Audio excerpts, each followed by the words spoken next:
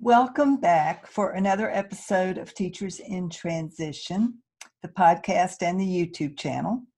And today I'm going to be talking about some stress management strategies. You've probably heard, if you've listened to me before, it's possible that you've heard me talk about some of these strategies, but I want to put them in the context of this being the holiday season.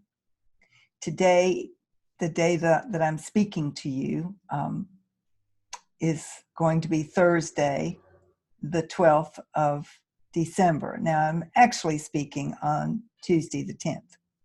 But you will hear this message on Thursday, the 12th, which means less than 2 weeks to Christmas. And while I know that Christmas is the happiest time of the year, at least that's what the song says, I also know that it's a busy time for everyone. It's especially busy, maybe a little frantic this year because the space between Thanksgiving and Christmas was shortened because we had a late Thanksgiving. And there's so much to do that it seems like every year there's more to do than the year before. And let's just face it, if you're the woman of the house, the female in control of your household, you've got a lot of irons in the fire, lots of things you need to be doing on top of keeping up with your schoolwork. And it can become very, very stressful. Now, I know that most of you are hanging on, maybe by your fingertips, waiting for Christmas to come for the holiday, because most of you will get at least a week or more. If you're lucky, you get a full 2 weeks. And so you're looking forward to that and thinking you can decompress after the break starts, which is great because that's probably true. The Christmas shopping will have to have been done and all of the festivities will be pretty much behind you except for whatever you may do for the new year. So there is light at the end of the tunnel. I understand that. But I also know that people get themselves more stressed during this time of year than perhaps some other times of the year. And some of these stress management strategies that I recommend, even though I would recommend them for any time during the year, they become even more important to remember and to practice during the holiday season, during the winter months, frankly. And the reason I say that is that one of the things that you can do to help maintain your resilience and your sense of being grounded and not so knocked off of center by the things that are going on around you, you can do that more easily if you are staying hydrated. When you're dehydrated, you become less clear in your thinking. You can even actually make some really bad mistakes because you're not thinking clearly. Your brain needs to be hydrated. In fact, your brain will draw the water that's in your system up to it in order to maintain its hydration level. And so when your brain starts to get dehydrated because the rest of you is dehydrated, that's bad news. And it can affect your thinking and your decision-making ability. Now, the reason that this is so critical during this time of year is that not only are you super busy and probably not thinking so much about staying hydrated, but if you're in a part of the country or the world where the weather has turned cold-ish and the artificial heat has been turned on, furnaces or electric heat pumps or whatever source of indoor heat you use, that indoor heat, while it feels good and keeps you warm, tends to have a dehydrating effect. And so wherever you are, where there is artificial heat that's being generated indoors, you are at risk of becoming dehydrated because the heat draws the hydration out of your body. So you need to recommit or stay ultra committed to the idea of staying hydrated during the holiday season. And that's a critical component of helping you to stay grounded and not to get caught up in all of the stress of the season. It's also important that you continue to eat for nutrition. I don't have to tell you, this is the time of year where temptation lies everywhere. You walk into the teacher's lounge and somebody's brought in cookies or brownies or goodies that somebody gave them that they don't want to have in their house. And so why not? It's there, so why not? You go to parties and you indulge because that's what you do at a party. You don't go to a party so you can stay on a diet. I know that's what diet people will tell you to do, but who does that?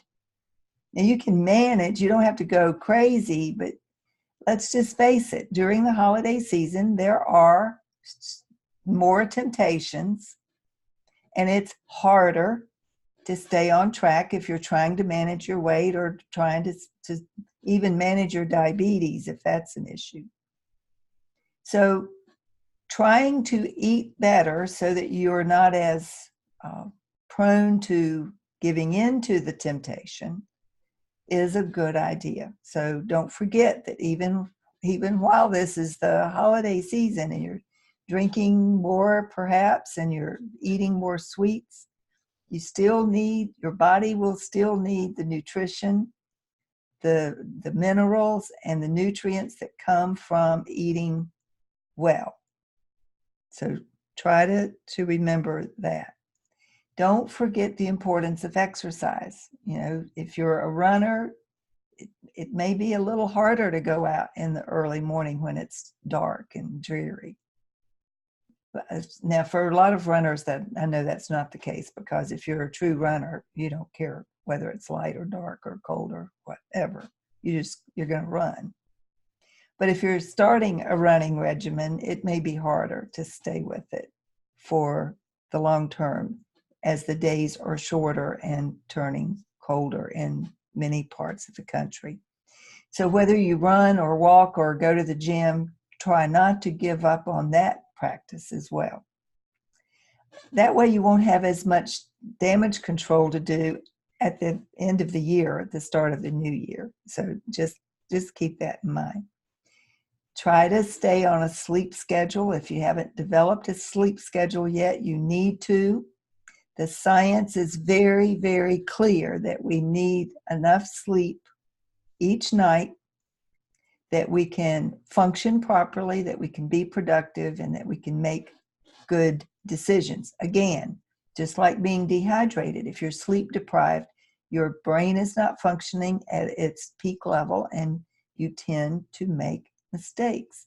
This is how accidents happen. People are groggy, they're drowsy, they're not paying attention, and suddenly, boom, you've run into the back end of somebody's car, or they've run into you if they're the ones who are sleep deprived. It's a statistical fact that as many or more accidents, car accidents, vehicular accidents, are the result of people driving drowsy as opposed to those who are driving under the influence. So keep that in mind. You need your sleep. Your body needs sleep. 6.5 to 8 hours every single night. Don't forget to breathe. Now, when I wrote my first guide to stress management strategies shortly after getting my stress management certification, I wrote a little guide of the 6 strategies for maintaining your equilibrium and managing your stress, because I forgot all about breathing. We do it so naturally, and yet we don't do it correctly at all, especially when we're stressed. When we're stressed, we tend to breathe very shallowly. In fact, we hardly even fill up both lobes of our lungs, because when we're stressed, our heart rate increases, and that increases our breathing rate. So a really good daily practice, and I've gotten better and better at this, and honest to goodness, it's helping in a lot of different areas, including helping to relieve some chronic back pain that I have been experiencing. But stopping periodically through the day and reminding myself of the importance of breathing deeply all the way down to my diaphragm. In and then out. Now, I've recently heard that it's important to breathe out through your nose as well as in through your nose. And other people say you breathe in through your nose and out through your mouth. I don't know that it makes that much difference. I've not done the research on it. So whatever feels good for you. I generally breathe in through my nose and then slowly out through my mouth. But do that 2 or 3 times a day. Just stop whatever you're doing. You can sit or stand, whatever works for you. If you're sitting, sit up straight. Breathe in through your nose and let the air go all the way down into your belly. It's not in your belly, but it fills up your lungs. It goes all the way to your diaphragm. And then slowly breathe out. You will feel the tension drain away from your neck and shoulders. It's helped me, as I said, in remedying to a certain extent some pain in my back. So do that. Don't forget to breathe. It's really important when you're super busy to not give up on your daily meditation or mindfulness practice. And if prayer works for you in your tradition better than meditation or mindfulness, then do that. Just to stay grounded and in touch with whatever your higher power looks like. And finally, don't forget to have fun. This season is supposed to be about fun after all. Fun for yourself, fun for your family, fun with your friends.